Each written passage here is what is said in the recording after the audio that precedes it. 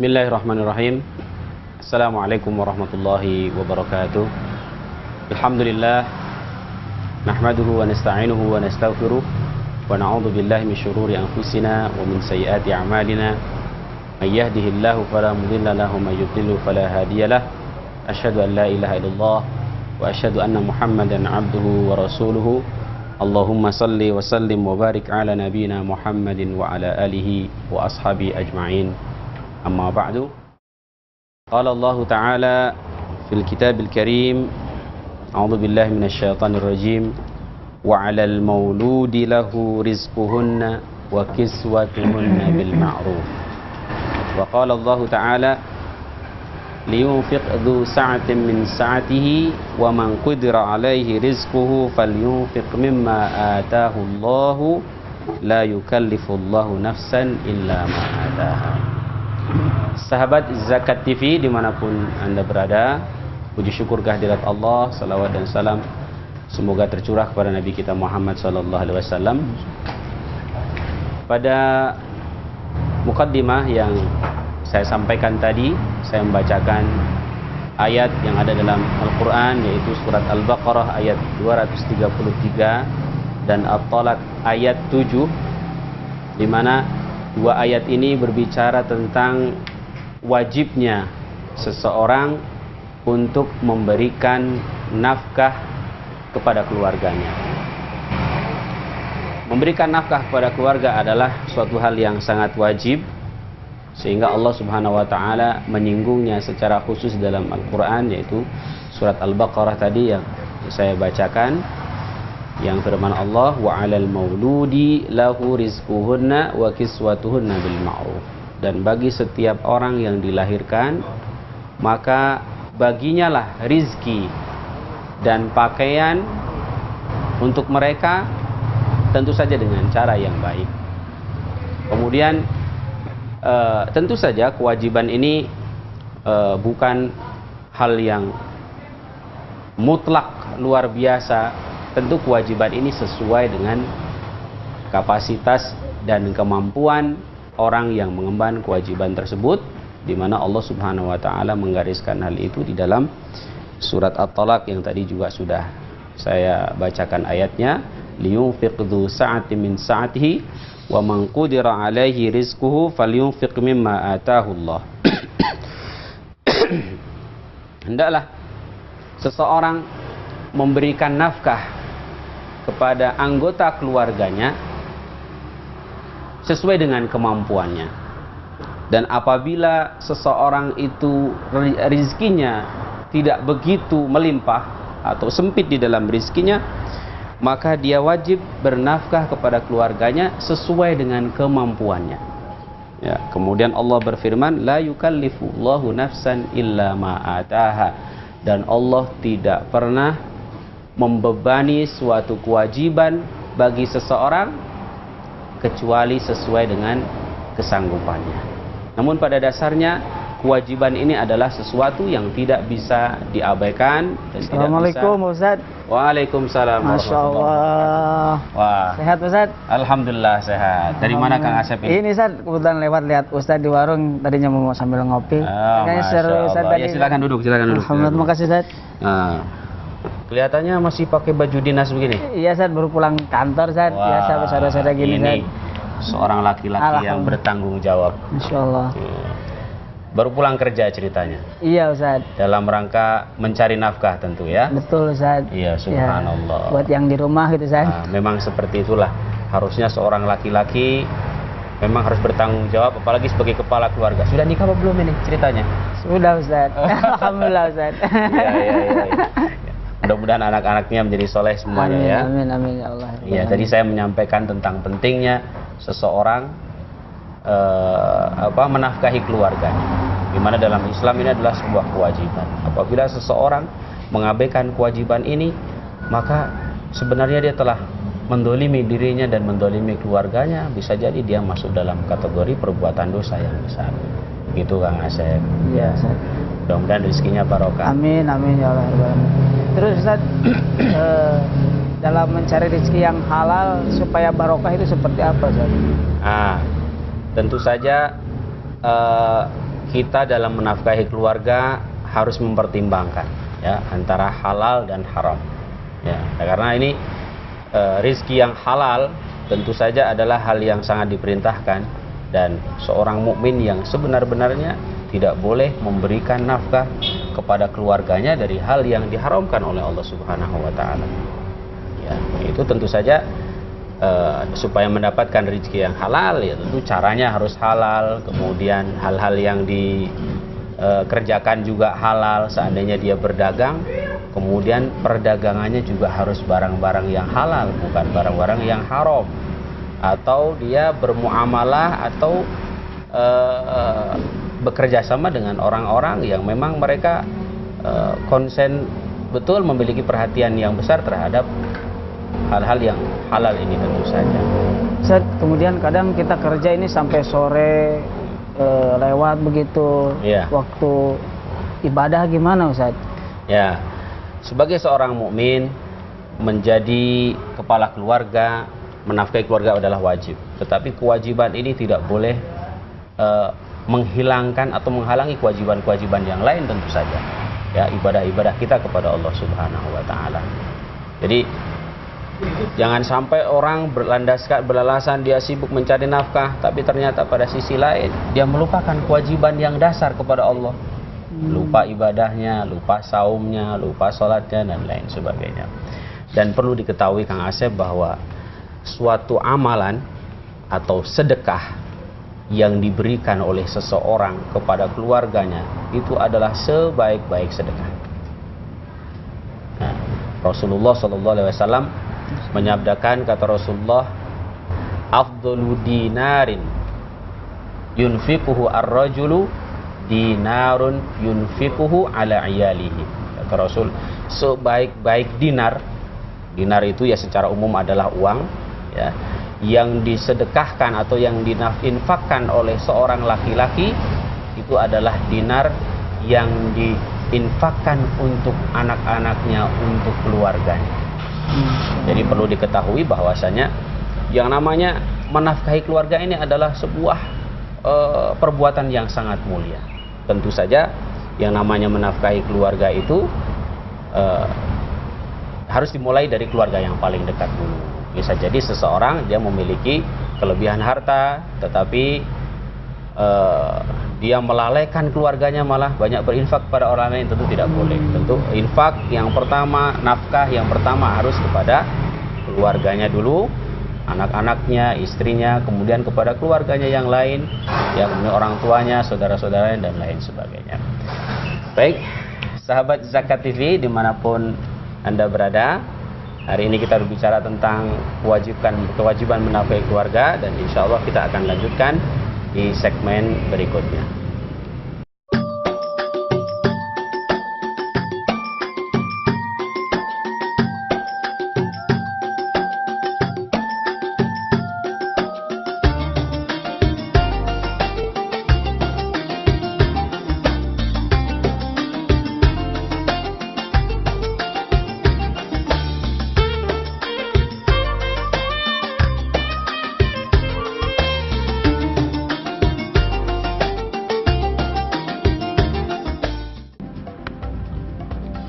Semangat kemenangan harus berasal dari sportivitas yang datang dari hati.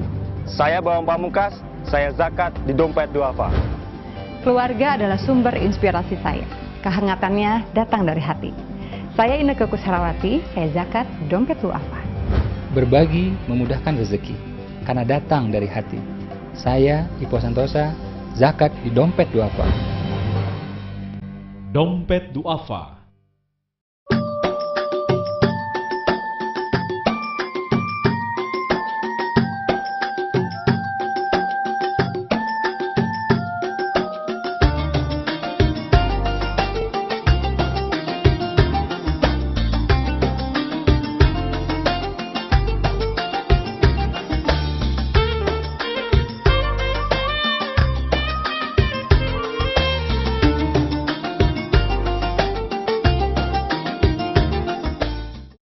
Baik sahabat Zakat TV, dimanapun Anda berada, kembali bertemu lagi dengan saya bersama Kang Asep. Nah, gimana Kang Asep?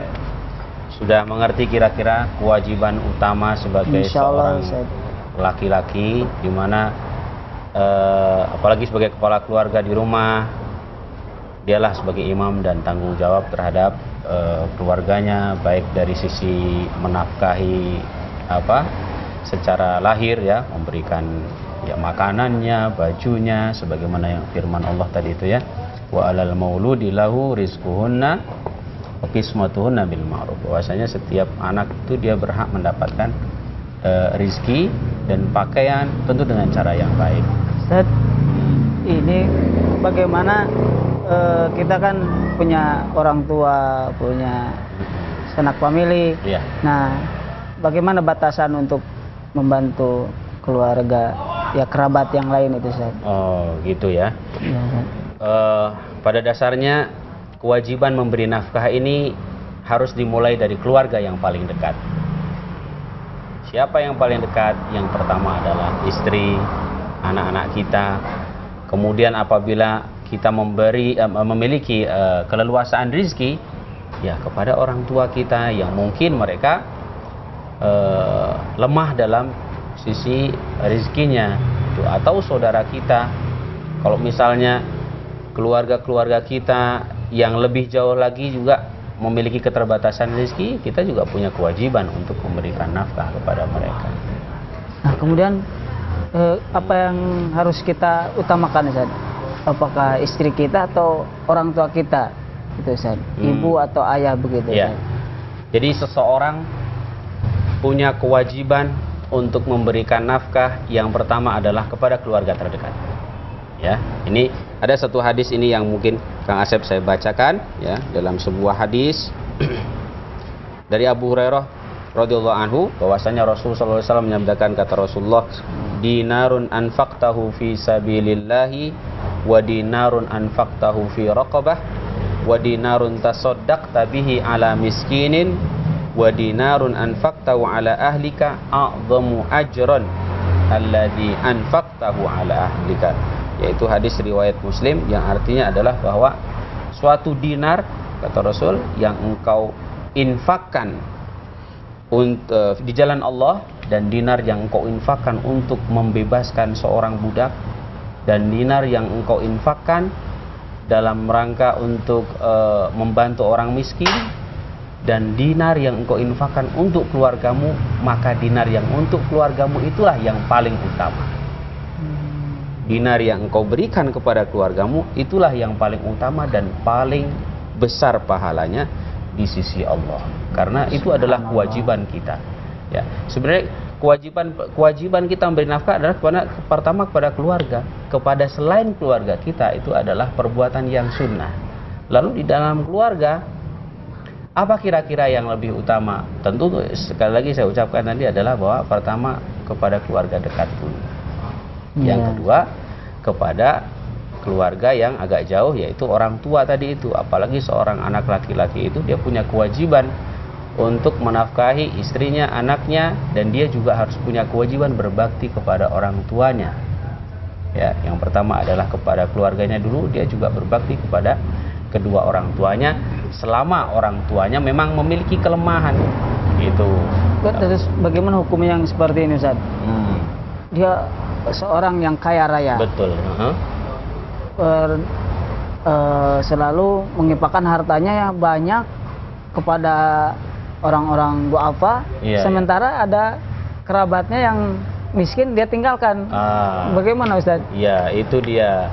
Jadi itu termasuk juga dari perbuatan yang tidak dibolehkan. Jadi yang wajib dulu yang harus ditanggung. Jangan sampai seorang termotivasi dia untuk menanggung orang lain yang sebenarnya tidak menjadi tanggungan dia, sedangkan dia mengabaikan atau melalaikan orang-orang yang sebenarnya harus dia tanggung. Termasuk saudara, dia adalah orang yang wajib ditanggung apabila saudaranya itu memiliki keterbatasan di dalam rezeki. Itu. Dan Rasulullah SAW bersabda, kata Rasulullah, kafa bil mar'i isman an yudayya man yaqut. Kata Rasul, seseorang itu disebut berdosa apabila dia menyia-nyiakan orang yang seharusnya dia santuni. Keluarga adalah bagian dari yang wajib kita santuni apabila kita telah mampu menyantuni keluarga kita sendiri. Ya, saudara adalah orang yang wajib kita santuni setelah kita mampu menyantuni anak-anak dan istri kita, orang tua kita, maka setelahnya adalah saudara-saudara yang mungkin tidak mampu. Jadi gitu Kang Asep. Iya, alhamdulillah. Kemudian Ustaz, kan anak-anak kita suatu saat nanti menjadi besar, Ustaz. Iya, betul Nah, sekali. Sampai batas umur berapa atau sampai kapan kita harus memperhatikan Memberikan nafkah kepada mereka untuk anak-anak, Ustaz? Iya. Jadi batasan memberi nafkah kepada anak-anak kita adalah apabila mereka sudah balik. Ya, balik itu batasannya bermacam-macam ya. Ada yang mengatakan umur 15 tahun sudah balik. Ya. Tapi apabila ternyata di dalam usia itu anaknya sudah balik, tetapi di usia itu dia belum mampu untuk memberikan nafkah kepada diri sendiri, maka orang tua wajib memberikan nafkah kepada mereka. Gitu. Sebagaimana seorang anak yatim ini misalnya, seorang anak yatim dia ditinggalkan oleh orang tuanya dan diwarisi harta yang banyak, ya. Ketika dia sebelum balik ini dia harus orang yang hartanya sementara harus diurus dulu oleh orang yang terpercaya.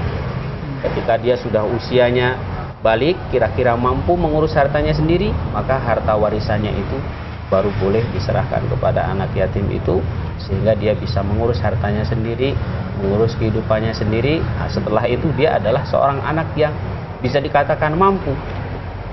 Kalau dia sudah anak yang mampu, seorang anak yatim pun tidak wajib orang lain memberikan nafkah kepada dirinya.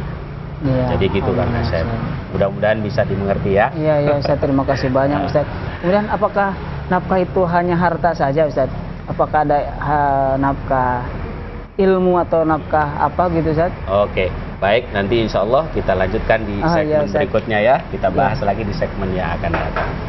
Sahabat Zakat TV di malam berada, insya Allah kita akan lanjutkan pembicaraan kita pada hari ini bersama Kang Asep, masih tentang kewajiban menafkahi keluarga.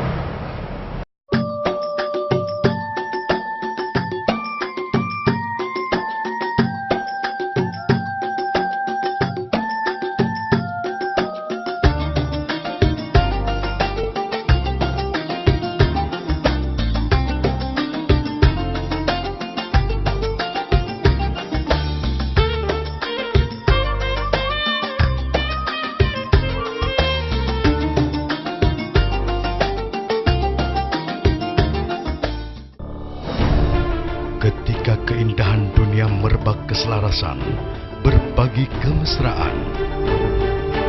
Ketika sejuta tangan merangkai kebahagiaan dalam kehidupan yang harmoni.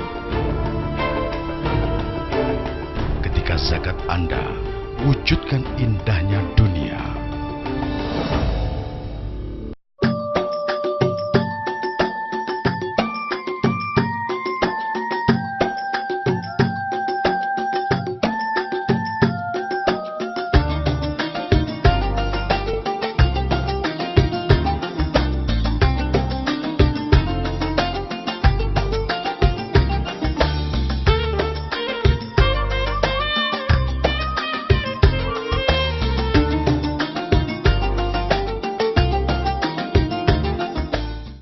Sahabat Zakat TV dimanapun Anda berada, kembali lagi bertemu dengan saya.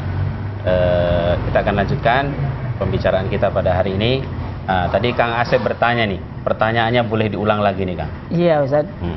Kan harta misalkan belum mampu Ustaz menafkahkan atau kurang, apakah ada nafkah yang lain Ustaz selain harta Ustaz? Pada umumnya seseorang yang menjadi kebutuhan pertama, maka dalam konsep ekonomi itu ada istilah kebutuhan primer ya, ada kebutuhan sekunder. Maka nafkah yang utama yang harus diberikan kepada orang yang kita nafkahi adalah nafkah primer dulu. Apa itu? Makan, kemudian pakaian.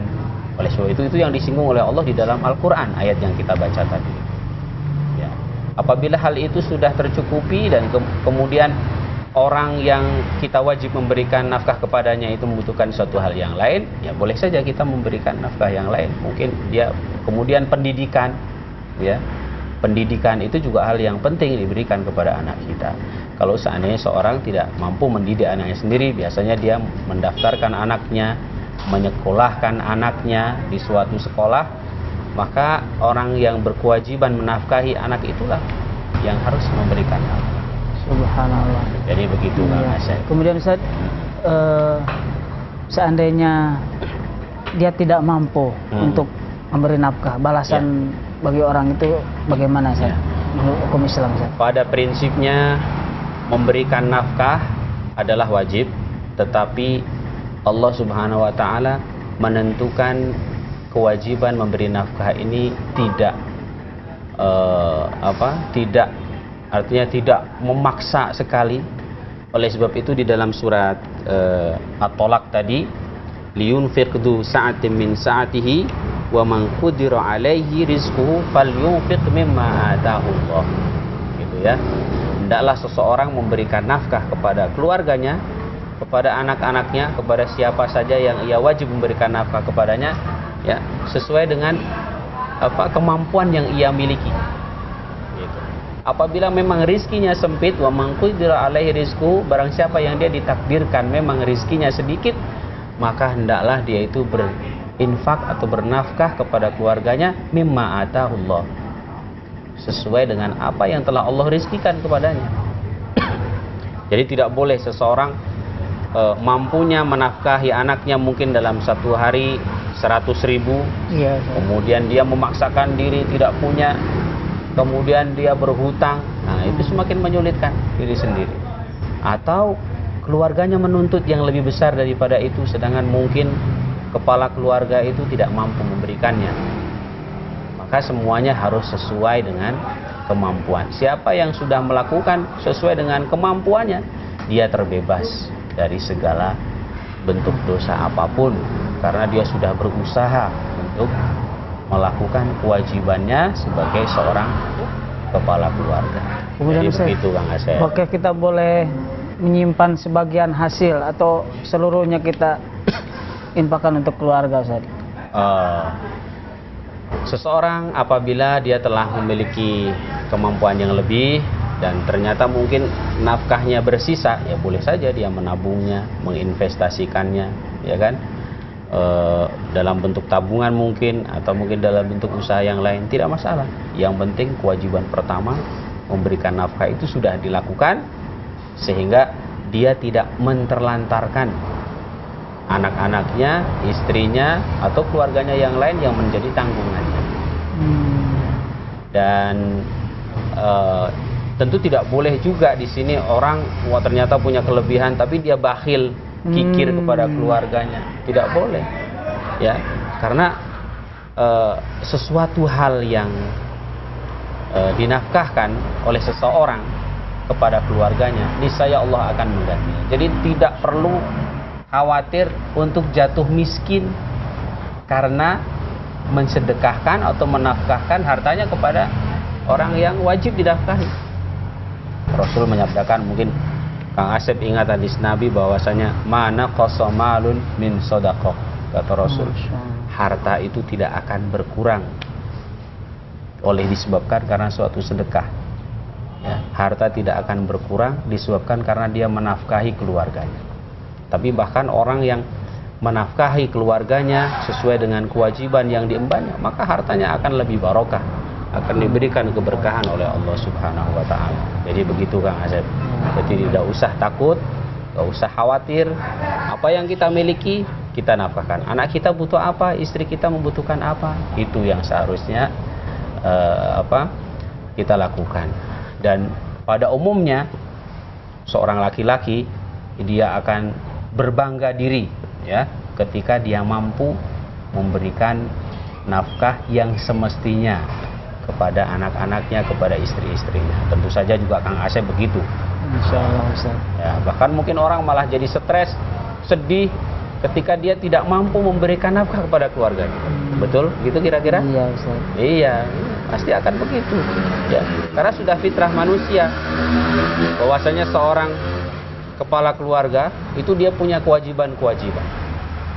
Di mana kewajiban-kewajiban itu harus dia tunaikan. Di antaranya adalah menafkahi itu. Maka tidak sedikit orang tidak sanggup menafkahi keluarganya, kemudian ambil jalan pintas mengakhiri hidupnya. Karena apa? Karena dia stres, tidak sanggup, atau mungkin merasa malu, ya. Tapi orang akan berbangga. Dan tentu saja seseorang yang kemudian mampu untuk memberikan nafkah kepada keluarganya, tidak boleh juga kemudian dia menjadi sombong kepada Allah, ya. Wah, saya sudah mampu nih, sudah bisa belikan ini, sudah bisa belikan itu. Yang perlu dia lakukan adalah bagaimana bersyukur, mensyukuri nikmat yang Allah sudah berikan kepada dirinya, sehingga dia bisa menafkahi keluarganya itu. Ya, gitu Kang Asep, ya. Ya, di sini. Baik, mungkin itu yang kita bicarakan pada kesempatan kali ini, sahabat Zakat TV.